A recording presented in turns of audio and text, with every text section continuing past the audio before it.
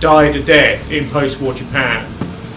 Mishima's life was dedicated to a return of the spirit of the samurai and a belief in Josho Yatamoto's book Hagiakura, which is partly the 17th century Bible of samurai morality, whereby life is transfigured by death, and the notion of a warrior who's also an intellectual and literary figure, as well as a spiritual crusader, a priest who kills, is paramount. Japanese culture is distinct from almost all others on earth and is still difficult to understand and conceptualize for many Westerners.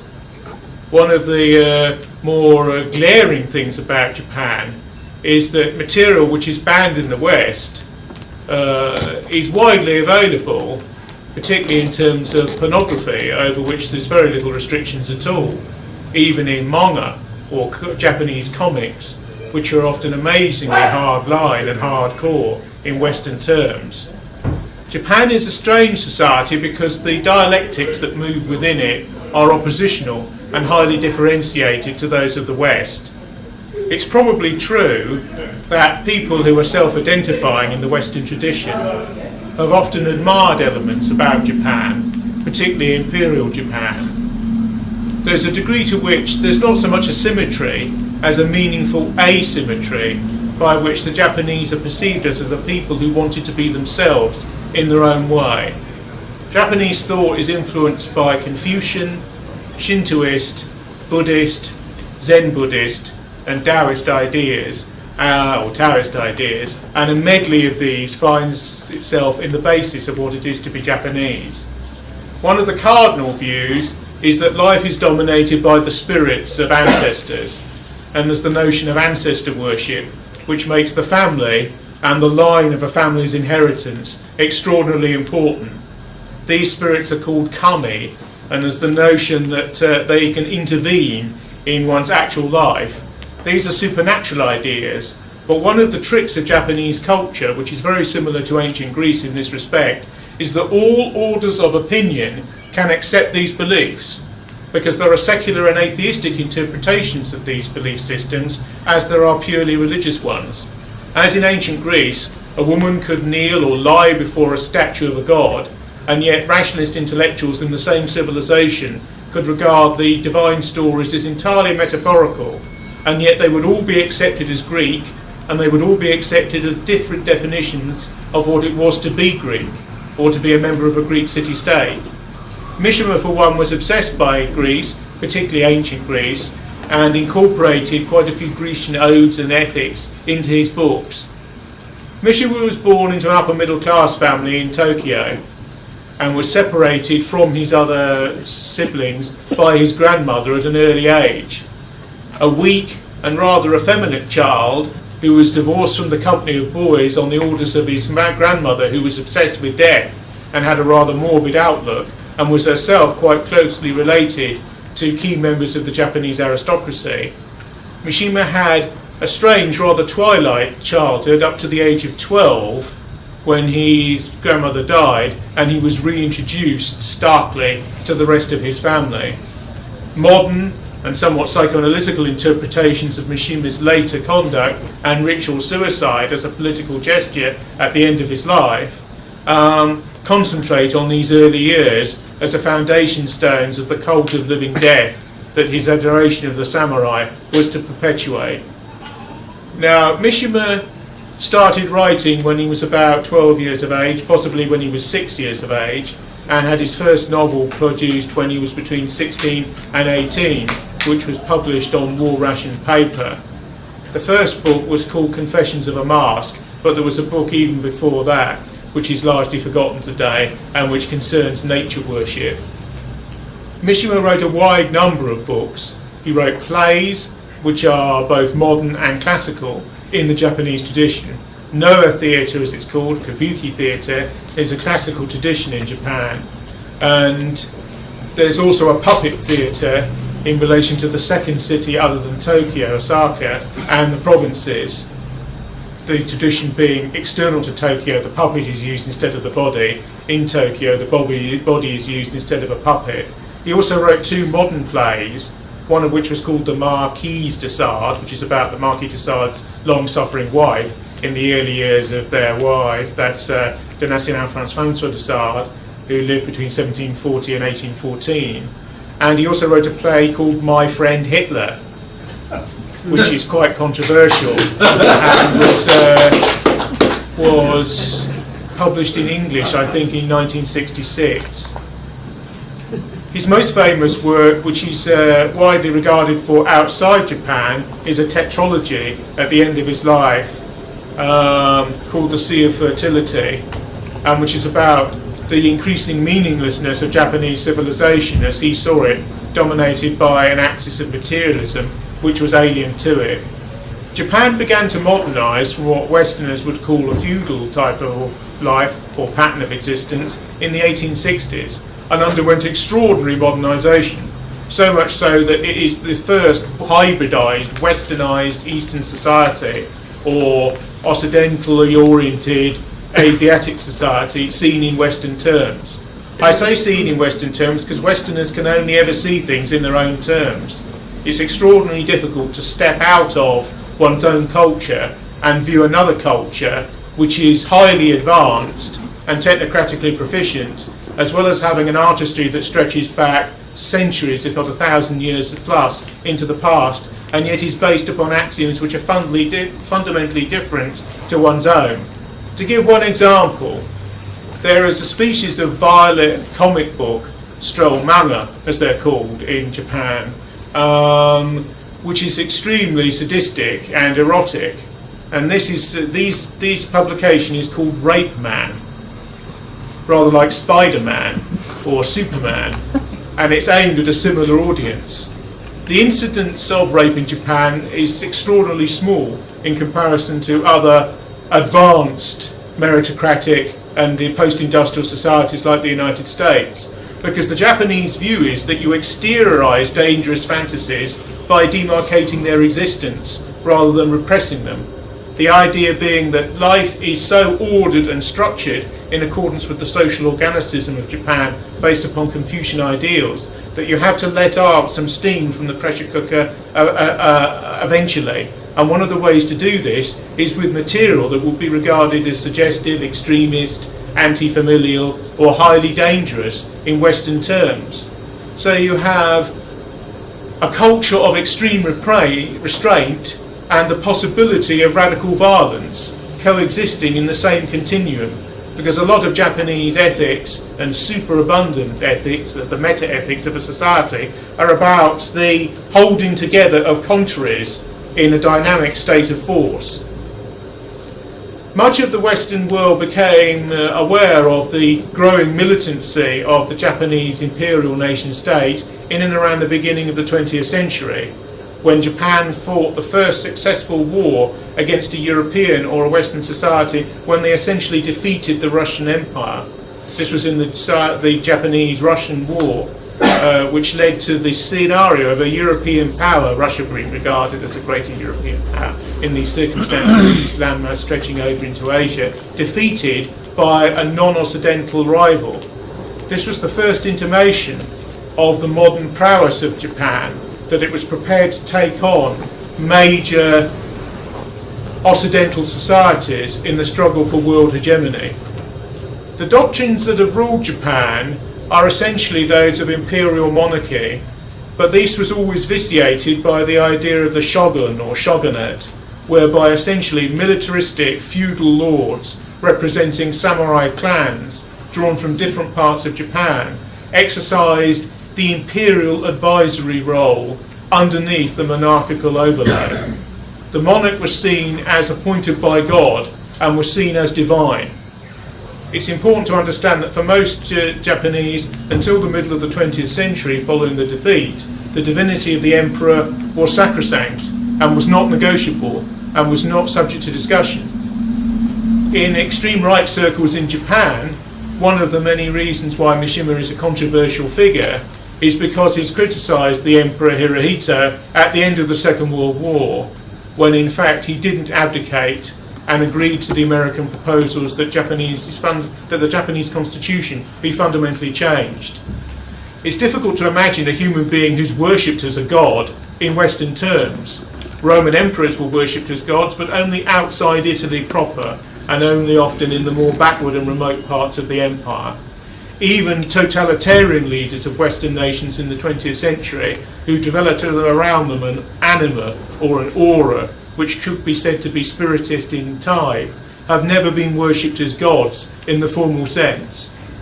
The de-divinization of the leadership of Japan in the post-war period was part of the American recasting of Japan so that it would never be a threat again.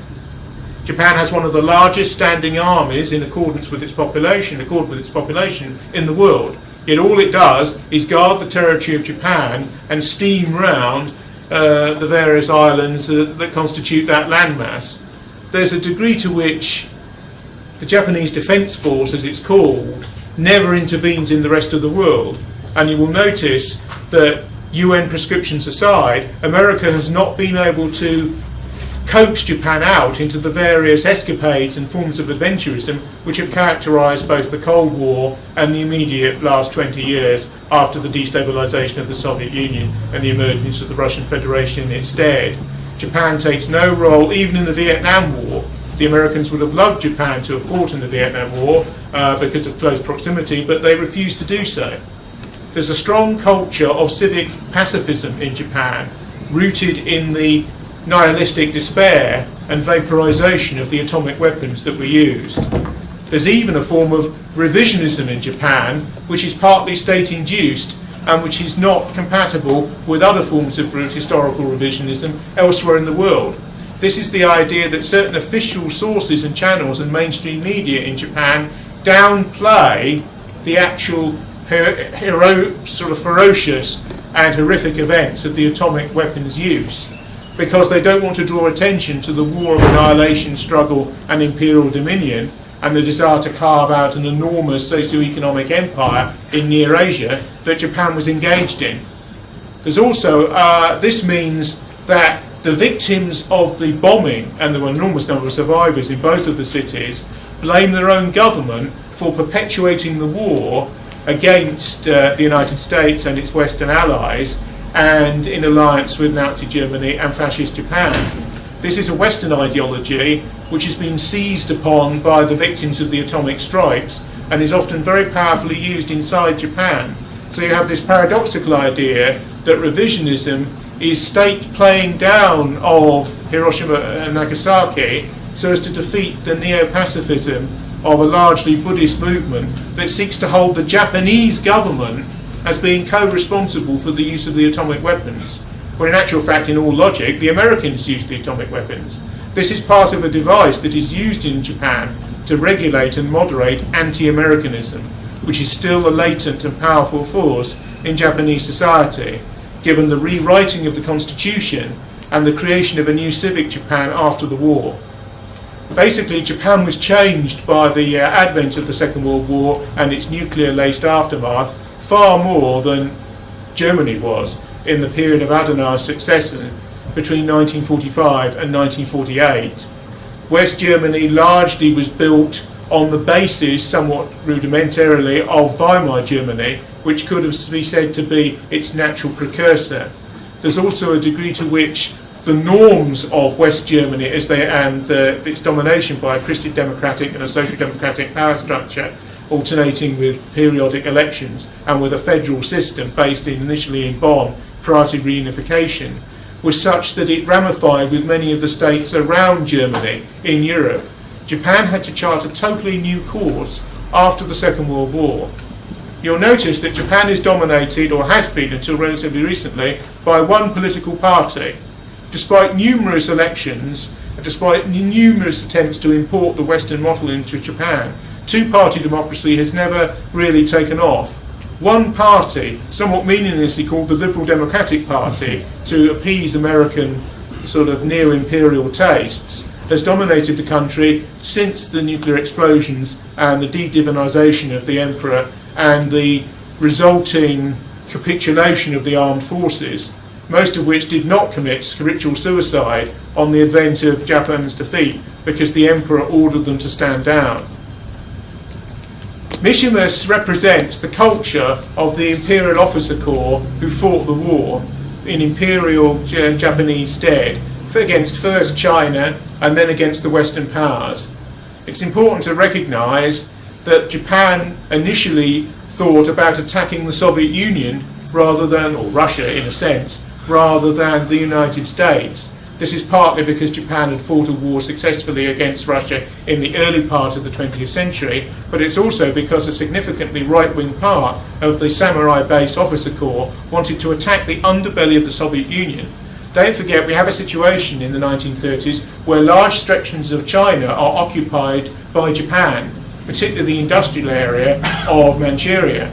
There was also, in Western and humanist terms, extreme brigandage and ferocity and what is called atrocity in those areas committed by Japanese troops. If Japan had invaded the Soviet Union's softer underbelly and gone up into the Asiatic republics of what was then the Soviet Union at the time of maximum tension in the Soviet Union and during a period where the Soviet Union was under extreme attack at the point of near defeat by the forces of Nazi Germany, the Soviet Union possibly could have been defeated and destroyed, and the whole history of the world would have been different. Indeed, in 1934 or 1936, there was a rising by 4,000 officers, all of whom were accredited samurai, which took over Tokyo and which demanded that the Imperial General Staff oriented Japan's would-be offensive effort against the Soviet Union, both for patriotic, geopolitical and historical reasons. Also because communism was seen as a great threat to the imperialistic and dynastic system that ruled in Japan. The samurai are a type of soldierly elite that has existed in other cultures in the world, but rarely has been concretized to the degree that it took place in Japan. At times in Japanese history, 10% of the population were accredited samurai, including women who were married into samurai clans. The samurai were meant to be learned warriors who were steeped in the Buddhist tradition, which is in some ways, in Western terms, a mildly pacifist tradition. But the hard edge of the tradition is the martial arts, which samurai learns in their initial training. Samurais are accredited, unless they're independent of all lords, to a lord or to a feudal baron in Western terms, and they formed clans or intra-ethnic enclaves or forms of identity which identify with particular feudal lords as against others. You then built up into a shogunate whereby an imperial leader and his wife or wives, because most marriages at the upper end of Japanese society were arranged. You had relationships with wives, you had possible relationships with geishas, of which there were different types, and you had the possibility of multiple wives and multiple families for some members of the Japanese ruling class and upper class. One important thing to remember about Japan is that Japan is a society that rejected Christianity, formally and in an extreme way. There is a degree to which few societies on earth have partly begun a conversion to Christianity and then reversed and negated it, involving the massacre of many Christians and Christian missionaries. Exposed to the Portuguese and the Spanish empires, Japan hesitated over the adoption of Christianity, and whole samurai clans in various parts of Japan converted to the Christian faith. This was later undone by later shogunates who returned to Shintoism or to innate Japanese paganism. This faith system believes that the Japanese are uniquely chosen on earth and are the children of the sun, and are represented governmentally and institutionally and metaphysically by a living sun god who is their emperor. The duty of the samurai is to kill with love and understanding and in accordance with complete serenity in a semi-religious way on behalf of this divine autocrat or leader, even if his will is interpreted by a Bismarckian figure such as a shogun. Again, one always strives for Western metaphors to understand elements of the Japanese mindset, because it is rare for this formulation to exist in Western culture.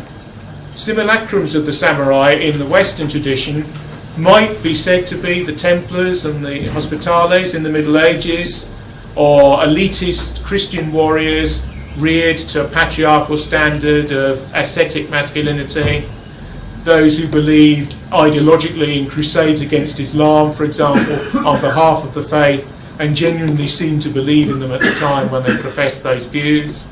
One also possibly has elites in all armies, such as the Praetorian elite in the Roman legions, the Spartan courage and system of land-based fighting, the corollary to the Athenian navally based military prowess, which provided the balance in Greek military warfare that enabled them to resist Persian invasion and elsewhere. But the cultivation of a priesthood that is also a killing machine, which is what the samurai were, is difficult to understand in Western terms. In the Hagakure, the samurai must never show weakness, even at a point of weakness, and must never speak in a way which undermines his own sense of self or his loyalty to his lord and master. Samurai should strive for this odd combination of fanaticism, steeliness, clearness of thought, and serenity of temper. The samurai should feel no guilt over killing, but the flip side of this is that the samurai is always ready to kill himself in relation to a system of honour. In the Japanese traditionalist belief system, suicide is morally meritorious, which is something that the Western mind finds difficult to comprehend. This is because Shintoism preaches the notion of direct reincarnation as a fact, rather than just as an idea that can be spiritually postulated. In samurai rhetoric and law, and these ideas had the force of law for this pre-existent military elite inside Japan, if you were killed or if you committed ritual suicide, you immediately were reborn in a mother's womb 40 days later as a new human being. This meant that in their conception of self, suicide was not the end. Most of the greatest and most glorious figures in Japanese culture have committed suicide and have been praised for this, both in their own time and afterwards. All suicides have to write a poem before they die, which is called a death poem, and is often in the form of a haiku, this minimalist, condensed type of poetry, often dealing with themes of gentleness and forgiveness prior to the ultimate form of death.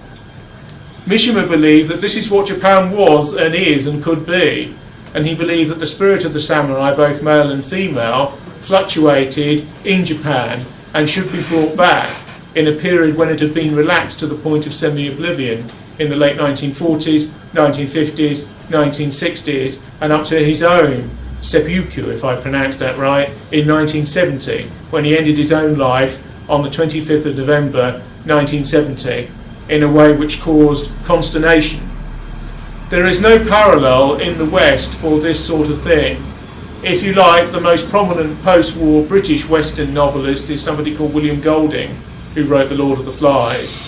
It's like William Golding committing suicide on the steps of Downing Street after having demanded a change of course by a post-war British Prime Minister drawn from either the Labour or Conservative tradition, and also having spent his entire life getting physically fit to a point of military perfection rather than being a sort of flabby guardian aesthete, which essentially he was. It's also redolent of a man who owned his own private army, which Mishima developed for his own use. This was a society called the Shield Society and consisted of military trainees and conscripts, about 100 in number, that were run as a quasi-paramilitary force by Mishima and were allowed to train in Japanese army camps after 1966. Mishima's ritual suicide took place in an army camp in 1970. The liberal Western interpretation of Mishima's life is a failed attempt to return to the samurai verities of old, which remains concurrent with the literary output that is highly revered in the West and outside Japan. Westerners as well as Easterners put Mishima forward for 3 Nobel Prize citations in the post-war period, yet he never won, partly because another Japanese writer who was very much his literary sponsor won the prize in 1968. And Japanese culture is so difficult to understand from many mainstream Western perspectives that it was felt that in that generational era, another Japanese wouldn't win the prize after it had been adopted to one of their own number. So Mishima became gradually aware of the fact that he would have to wait for that. It's widely believed that he deserved the prize, as a number of other major writers in the Western world have done, but have not received it.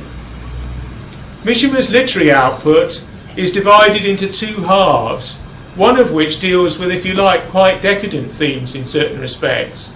Mishima is drawn to extremes, and in Confessions of a Mask, he's drawn to extremes of auto-mutilation and sacrifice of self and the wearing of masks as part of social identity. The concept of the mask is cardinal to what it is to be Japanese. So frightened are the Japanese of giving offence, which will lead to extreme violence, that extreme between individuals and or between groups, that a culture of extremely formal politeness is institutionalised, whereby no one must be seen to lose face in relation to a rival, a family member, a competitor, or somebody they're associated with in business, commerce, or state practice.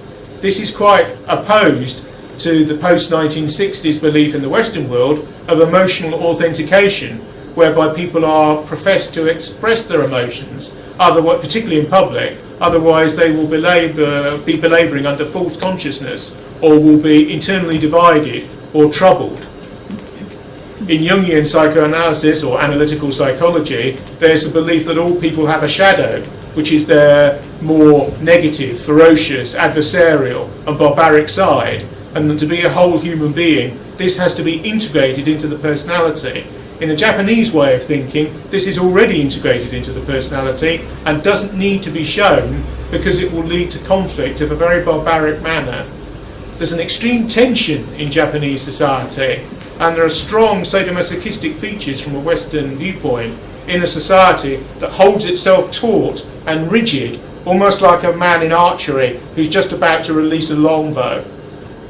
And yet at the same time, there's a softness and a gentility and an aesthetic decorum, particularly about traditional Japanese attitudes, which strikes a Westerner as a belief in perfection and stylisation.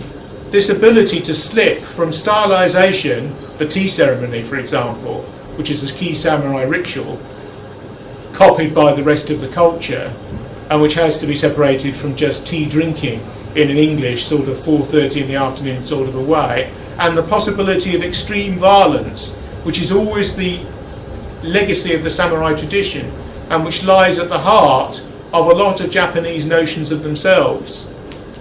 The culture of the manga, or the film on paper, which is the comic book, which in the West is essentially regarded as a form for children and adolescents, which has to be outgrown when one transfers to proper books, and the adult version of which is the film rather than the comic or graphic novel. In Japan, some of the most senior artists and senior political figures in the society are people who write comic books, which are regarded as a major cultural form and are sold in their millions, if not the tens of millions. An enormous subculture within manga, which deals with every topic on earth, from cooking to romance to war worship, is the samurai genre, which spills over into television, film and books. Many of the samurai novels and plays and films strike Western audiences as stereotypical, but a Western parallel would be the fantasy of the Western in the United States. Everyone has probably seen A Fistful of Dollars with Clint Eastwood and has seen the Magnificent Seven, and these sorts of Westerns, all of which are based upon Japanese samurai films and cultural abstracts of that sort. One of the most remarkable samurai films of all time is by the greatest Japanese director, as many conceive it, inside and outside Japan, since the Second World War, a man called Kurosawa, who did a film called Ran, which means chaos, and which is a samurai version of King Lear, Shakespeare's, with Hamlet, preeminent play, possibly, next to Macbeth, Othello, and many others. This Japanese King Lear, which is an extraordinary piece of work and lasts for about 4 hours, is an attempt to distill the samurai ethic using a Western story. This is still controversial in Japan. Although many Japanese artists have been famous outside Japan, The belief in cultural and ethnic exclusivity is very extreme in Japan by Western standards. Even to this day, Kurosawa was heavily criticised for using a Western model in order to transmute Japanese meaning and form. It is still controversial even to use extra Japanese cultural forms in classical Japanese usage, even within modernity. Mishima got round this partly by transmuting Japanese forms in ways that Westerners could understand. In his novel called The Temple of the Golden Pavilion, he deals with a burning down of a Buddhist shrine by a psychopathic eccentric who was a classical outsider in terms that both Western and Eastern audiences could understand, but not necessarily sympathise with. The book calls Consternation in Japan and was based on a true case. The nearest parallel I can think of is Truman Capote's non-fiction novel In Cold Blood, which is about the murder of a Kansas family by two mid-American drifters whose internal psychological torments and anxieties are dealt with in extreme length by Capote prior to their judicial killing by the federal American system in, and I think, an Iowan penitentiary in the late 1960s. Mishima believed that a culture should be exclusive and that Japanese life and circumstances were unique and demanded unique answers inside Japan which were purely Japanese. Like all artists, his form of nationalism was one which did not necessarily appeal to right-wing nationalists inside Japan. Schrader's film, which is a very famous Hollywood film, and for a Hollywood film is a very good film, called Yukio Mishima, A Life in Four Chapters. Schrader is most famous for his extremely violent, excoriating film about the transgression of American values called Taxi Driver, a film which many people will have seen, or at least heard of. Now, in his film about Mishima, three of Mishima's novels, one from the Sea of Fertility tetralogy, are reconfigured as stories external to Mishima's life, but which he gives literary value to by virtue of his own biography. The other fourth quadrant of the film is biographical, stroke autobiographical, and deals with Mishima's own life.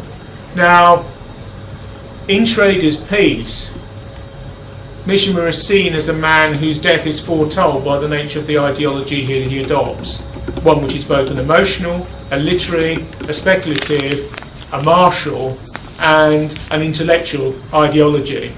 The sort of ideology that Mishima proposed in his novels and plays was similar to that put forward by D.H. Lawrence in the West, and yet different, was similar to elements of Friedrich Nietzsche's thought at the end of the 19th century, and yet distinct. There was something also irreducibly other and Japanese about it, which no Westerner can completely grasp. I think there is something in the Western tradition which, although not frightened of suicide, regards it with a degree of disrespect. Certainly the idea that a suicide can be beautiful and is the apotheosis of a life and of a moment of religious intensity is not alien to the West, but it is relatively alien to the West, and has attracted few ideological adherents in most forms of Western history. The main Western group that preaches suicide at the moment is the Italian Sicilian American mafia, whereby a mafia don who is cornered by his colleagues and has nowhere to go is meant to open his veins in a warm bath, as certain senators and other leaders of the Roman Republic and Empire did in the ancient world. But the Western view of warriorship is always to try and survive so that you can fight on. Western terrorists rarely ever kill themselves, no matter how violent or fixated or paramilitary the logic of their own language and being might be. IRA men, UDA men, whatever they might have been, would inflict pain and violence, but always seek to get away afterwards. And this is very much the Western ethic in battle. The idea of a deliberate sacrifice of self, which will occur in slaughter anyway, because a soldierly rearing and a military training is partly being trained for death, as all people in military command structures understand, because military life is where emotions are heightened to a degree which civilian life can no longer cope with the exertions, particularly the moral exertions, which are required. the nearest Western version to a man like Mishima, who in a way superseded him because he had a military background that Mishima couldn't boast, and because of the feebleness of Mishima's body when he came to be commissioned in the Japanese Imperial Army at the Second World War, couldn't ascribe to, is Ernst Junger. Ernst Junger is probably the supreme example of an artist, a literati, a secular spiritualist, and an extreme soldier who fought in the First World War for 4 years, from 1914 until 1918, was awarded 2 Iron Crosses, as well as the highest medal for valour, the Pour le Mérite medal of the Prussian Imperial Army, and was wounded 14 times at the front, to which he returned and only stood down with the surrender of the German Imperial forces at the armistice at the end of that conflict in 1918. If you read books like Fire and Blood, which is only available in Germany, or The Battle Exists Within Us, in German, or The Battle Exists Within Us, which is likewise only available in German, or the 2 versions of his 4-pronged wartime epic, which are available in English, The Storm of Steel and Cops 125, you come across a man who has a spiritual view of warfare and can be described as a Western samurai. The samurai tradition basically believes that the potential of a soldier has to be high rather than low. It's the combination of a university professor, a martial arts bodybuilder, and an extreme warrior. And this is an unusual combination, which in most societies has only been restricted to tiny little militaristic elites, or elites that guard an imperial or quasi-divine figure. The Praetorian Guards, the Invincibles in the Persian court, an organisation that was partly reinvigorated by the Shah of Iran during his period of power, the SS to a degree, and similar organisations that would now be called special forces, are the nearest you get in the Western tradition to the samurai ethic. But even then, your average SAS man could hardly be described as an intellectual or a literati, and nor is that insisted upon. However, the degree of physical courage, hardness, rectitude and readiness for martial conflict which Delta Force, the Navy SEALs in the United States, the Spetsnaz forces in the post-Soviet Russia, the Special Air Service Regiment and Special Boat Service Regiment, and the elite squads of the German and Italian army, and probably the elite of the French Foreign Legion as well, could be said to carry out, and do carry out, in Western neo-imperial missions all over the Third World to this day, are the nearest you get to the sort of endless military training and subservience to authority that the samurai had to evince. There's also the combination of a degree of individualism as well, because these are warriors who are bound to have to fight on their own, often behind enemy lines. And it's noticeable in the enormous literature which prevails in modern Britain, or postmodern Britain, of the SAS warrior, the Andy McNabb subcultures and all their endless spin-offs in various media, whereby SAS men and their equivalents are sort of worshipped because of the yearning for a heroic figure and the yearning for a return to elements of heroic masculinity, which are shot through with individuality. But again, despite all the courage and military preponderance that such individual warriors, and individualistic warriors at that, will show, there is not the culture of a refined ethic of beauty, the religious sensibility, or the cult of intellectuality, which, although a small minority of samurai would actually have evinced in their own era, was nevertheless the guiding ideology of this time. The combination of the warrior and the aesthete is not uniquely Japanese, but the ideology that pushed them together was, and to a certain extent still is.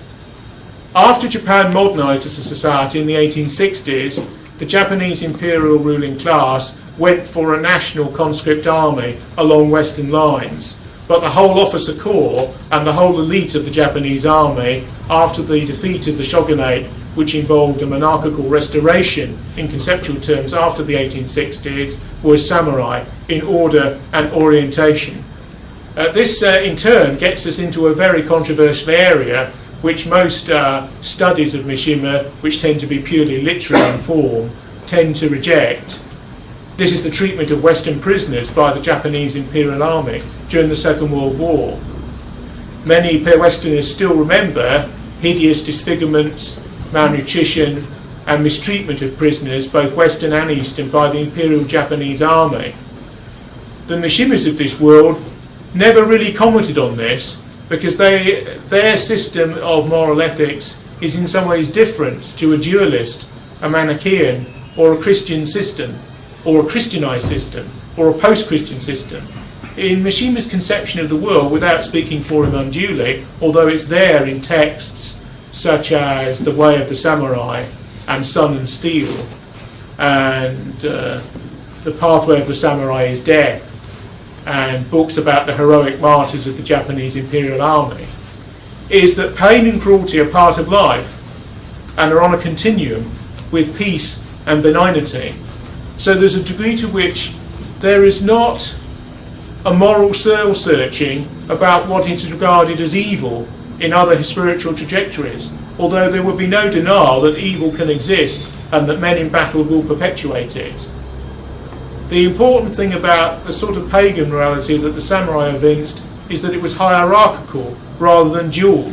Rather than behaving well or badly, a society such as this, or a caste such as this, drawn from a society which it was probably quite unrepresentative of, as such elites always are, has a hierarchical notion of morality, whereby honour and the esteem that one is felt to be a part, and the esteem that one is held in by one's warrior colleagues, is more important than duelist preparations. So a samurai who has disobeyed an order, or has been caught in a cowardly act, or has retreated before the enemy, will be demanded to commit ritual suicide instantly, just like that, with little preparation, as has to be mentally prepared for this. Traditionally, samurai would cut the tops of their fingers off for minor indiscretions and for minor infractions of various rules in their honour-based system, which is called Bushido. And there is a sort of cultivation of the masochism of the flesh, as well as the extremity of externalized violence, which is a Japanese tradition, and which essentially affects their attitudes in all areas: aesthetic, literary, poetic, religious, and sensual and sexual as well. So Japanese culture contains some very extreme metaphysical postulates, which are openly avowed in a sense, whereas in most societies such tendencies are often hidden or glossed over or regarded with a certain degree of discretion. The radicalism of the Japanese army during its expansionist phase and its ferocity towards enemies, as well as its deep sense of discipline and self-control, was commented upon by many people at the time. Indeed, in the Rape of Nanking, for example, the German ambassador, in a society which Germany at that time was then moving towards alignment with West and East, described the conduct of Japanese troops as bestial, viewed in traditional Western terms. And this was a German cultural attaché at that particular Chinese embassy, which had been invaded from without by the Japanese Imperial Army. There's a degree to which Mishima, like Junger, about the excesses that the Prussian tradition can go in for on occasion, remains silent about these sorts of matters, much to the extreme anger of humanistic and moral Western critics.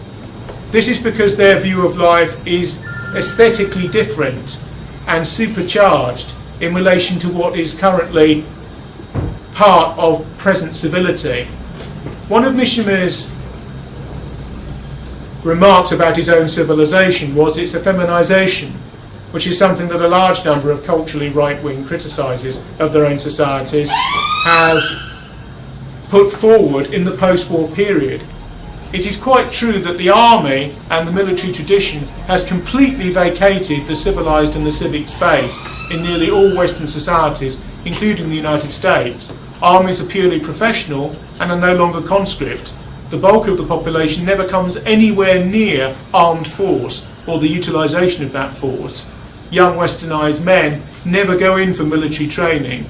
The last country one of the last Western countries to get rid of military training for the young was France, always done on the lines of cost, and because the military don't want a large number of the conscripts that they regard as very substandard troops that they have to lick into shape for sociological reasons and wouldn't be much good martially. This is why you have a confluence of cost-cutting, neoliberal politicians, and army and navy and air force technocrats who wish to get rid of conscript armies. Interestingly, in France's case, the last two political parties that voted for the tradition of mass military conscription were the Front National and the Communist Party of France. All of the parties in between them, in the middle if you like, centre-left and centre-right, voted for a paid, patriotic army of volunteers who were not going to, can someone turn that off please, who were not going to interfere with the business of military life. It's always true, of course, that armies constellate around elites, and even a professional vanguard army of people who wish to fight in such a force on behalf of their own nation, state or confederation form an elite in relation to the mass of the citizenry. But never before has the citizenry been so disempowered in relation to military life. Mishima didn't preach the militarization of Japanese life, which is what somebody like Ernst Jünger preached for interwar Germany in the 1920s and 1930s. There is a degree to which Mishima's belief was that the army should once again become the template of Japanese civilian life and should become the model for a post-war Japan which related to the pre-war Japan that went down in atomic defeat. After writing the better part of 100 novels and plays and non-fiction works, at least 40 of which stand alone as literary items, the West were quickly run off items for money, Mishima proposed a solution to the dilemma of post-war Japan. Japan has been politically crucified in certain respects since the Second War, as has Germany. A very powerful country economically, and yet a country with almost no military resource outside or external to its own borders, and a country where people are afraid to summon up any foreign policy that can conflict with American global prerequisites. There's a degree to which the Japan of the post-war era is a politically humiliated society and a militarily humiliated society, which is also an economic superpower. Germany is certainly in relation to the rest of the European Union, is in much the same situation. Both countries have internalised their massive defeats in the second global conflagration of the 20th century. Both have related to those defeats in different ways. Both have engaged in an endless politics of apology and absence of self-defence in relation to what hostile Western historians tend to call the unmastered past. Don't forget, although it's regarded as obscure by most Westerners, the entire Japanese military leadership, often in a symbolic way, was put on trial after the Second World War. Massive war crimes trials were conducted along the Nuremberg pattern, despite the fact that atomic weapons had been used in order to finish the conflict on the Japanese peninsula. The Japanese elite has internalised the idea that the use of the atomic weapons was justified because of the possible several million deaths that would have accrued when samurai-based warriors on the Japanese mainland fighting for a god king, as they perceived the empire cult at that time, would have wreaked havoc and would have killed an enormous number of Americans and other Western allies and paid the price in terms of body count themselves. In this way of looking at things, or point of reference, the Western historiographical tradition regards the use of the atomic weapons, the only time they've ever been used in anger by one nation state against another, as justified, partly because it saved so much chaos and rancour which would have been occasioned by a conventional invasion of Japan. Although there is deep anger in Japan about the use of these weapons, in typical fashion, a lot of that anger has been turned inwards, inside Japanese culture, in relation to pacifist usage, possible feminisation of life seen in masculine traditional samurai and martial terms, and in terms of the Buddhist tradition. There's little social anger towards the United States in a publicly affordable way. And this is because the United States is completely dominated and morally and mentally invaded post-war Japan to a degree that most Westerners cannot configure.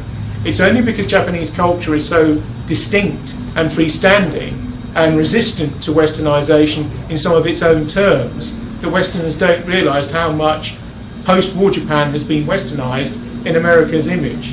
Now, the belief that one author, rather like Ezra Pound in relation to fascist Italy as regards the governmental structures and economic power of the United States, could change this is part of the fantasy of what it is to be an important literary writer, particularly one who believes in the bardic tradition, the idea that writers speak for a whole people or writers speak for something more important than themselves. The liberal conception of the writer is of essentially a lonely creature scribbling or tapping away on a computer now in a room, whose products are sold and bought as any other commodity by those in the cultural marketplace. But the bardic tradition holds that the artist creates on behalf of a people and at least attempts to speak for large proportions of that people in key moments. Mishima's struggle with himself and with literature came to an end with the Sea of Fertility trilogy in the late 1960s, which talks a great deal about conspiratorial groups of small right-wingers who contrived with elements of the post-imperial Japanese military and general staff to overthrow the business, corporate and political elite of liberal democratic Japan and reinstitute emperor worship. In one of his essays, Mishima asks, why did the emperor have to become a human being? Because traditionally the emperor was not regarded as human in Japan up until about 1945-46 and thereafter. Mishima made his last stand and his last statement in an East Tokyo army base on the 25th of November 1970, when with either 3 or 4 acolytes from his Shield Society and dressed in largely pre-1945 and imperial Japanese military uniforms designed by himself, and with messages which were pithy statements of martial intent which Japanese warriors traditionally wear on their body. If you notice, in many Asiatic houses there are often slogans or pieces of Buddhist scripture that are written calligraphically on the wall as either banners or forms of art, and essentially adopt the position of a painting on the wall. Sometimes Japanese warriors write a slogan such as death is the cardinal reality or something like that from the Hagyakura and fold it around their head with the imperial emblem of Japan, which is the sun. The Shield Society, which was Mishima's own personal militaristic little society, numbering around 100 persons, all of whom were supremely physically fit, all of whom were male, all of whom were invested with martial arts, were 2 imperial Japanese helmets from the 17th century, cast in red and facing each other. Mishima prepared banners and a proclamation which will be read out to the soldiers. He met under a pretext of political falsity General Mishita, who was in command of that particular East Tokyo army base. Swords and daggers, traditionally the samurai has a very long sword, he has 2 of them, and he has 2 short or stabbing swords. In samurai warriorship, the culture of modern war, killing from a distance, is disprivileged, even though of course in modern warfare the Japanese armies were highly organised and mechanistically capable and were as fully prepared to use modern weapons as anyone else. But interestingly, they dovetailed these ancient and modern ideas with the cult of suicide and reckless personal death for an imperial and popular mission. The cult of the kamikaze pilots, for example, who would dive their planes into American ships, causing massive explosions in their internal organs and workings, and disable them and often destroy them in the Pacific theatre of war, was part and parcel of that particular endeavour. Mishima and his colleagues strode into Mishita's office, disarmed him, tied him up, produced some slogans on banners, which they then draped from windows, which led to a balcony outside this particular general's office. and then marched out to address the troops. About 1,000 troops were lined up for some internal Japanese army matter, and it spread like wildfire that Mishima or somebody was acting in a strange or possibly terrorist manner in relation to this base. By the end of Mishima's speech to the troops, which was relatively short, helicopters were flying overhead in an attempt to disrupt what he was saying. In his speech to the troops, which apart from its initial phase, when the troops stood in shocked silence, was received by jeers and hoots by the majority of them, Mishima demanded a return to the Empire of the Sun. He demanded a return to empire worship and to imperial worship of the majesty of the emperor. He demanded that the post-war emperor would be declared Tenno, be declared a god again, and be declared the god of the Japanese people. He also argued that the army cease to be American mercenaries, as he called it, and return to their traditional mission as the soul of Japan. He basically argued for a restoration of the Japanese war dead, and for implicitly that the Japanese Emperor Hirohito at the time of the surrender in 1945 should have never denied his divinity or been forced to do so by American license, and should have accepted his responsibility, as in Buddhism, for the war dead. He essentially was demanding revisionism, the revision of the past, and a sort of moral statement of victory and defeat, which would allow the traditional Japan to resurface and to claim a form of spiritual conquest even after the bankruptcy of physical defeat in the atomic weapons used against his cities in the mid-1940s. Mishima was really asking for the impossible and asking for demands which the whole of contemporary Japan, with the exception of certain fringe far-right and samurai groups, had set their face against. Why did Mishima ask for these impossible demands, which, to invent a term or a neologism, could be described as impossibilist demands? Many Western historians and literati believe that Mishima wanted to die and wished to commit suicide at this time, and used the call to arms of a renascent imperial Japan based upon god-emperor worship and the kami of the past as his excuse to commit harikiri or seppuku in either Western or Japanese terms. This may have some psychological truth to it. Mishima was obsessed with death and with the morbid undercurrents of life and with the samurai cult of self-extinguishment from a very early age. He certainly had planned his suicide and his will and his testamentary deposits over a year prior to the act. Every element of the act was thought through aesthetically. After his speech was rejected by the body of the troops, he went back into the room and said various Shintoist prayers with his 3 or 4 colleagues. He then knelt down and ripped open his belly with one of the shorter of the samurai knives, which is the beginning of the ritual suicide in Japanese warrior culture. At the end of this act, your head is literally severed by another samurai who stands behind you. The head is then held aloft, and then prayers are said over the head. His colleague committed ritual suicide in a similar way. There is also a degree to which, as often happens in real life, the chosen associate of the suicide, who later committed suicide himself, couldn't go through with the act, and a stronger hand of a third samurai had to be used in order to inflict the beheading. The 2 heads were then placed next to each other, and ritual Buddhist and Shintoist prayers were said over the dead. This is because, in their belief system, of course, you are reincarnated as new life after 40 days, and so this is not the end. It is a perpetuation of the prospect of a new beginning.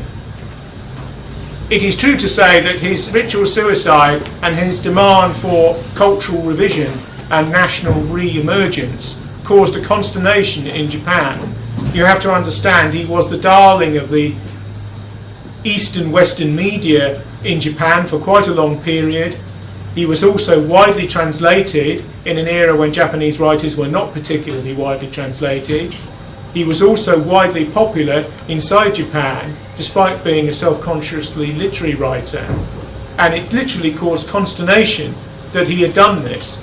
His revision and interpretive reissue of the Hagakure, the Bible of the Samurai, from 3 to 4 centuries before, became a bestseller in Japan after his funeral.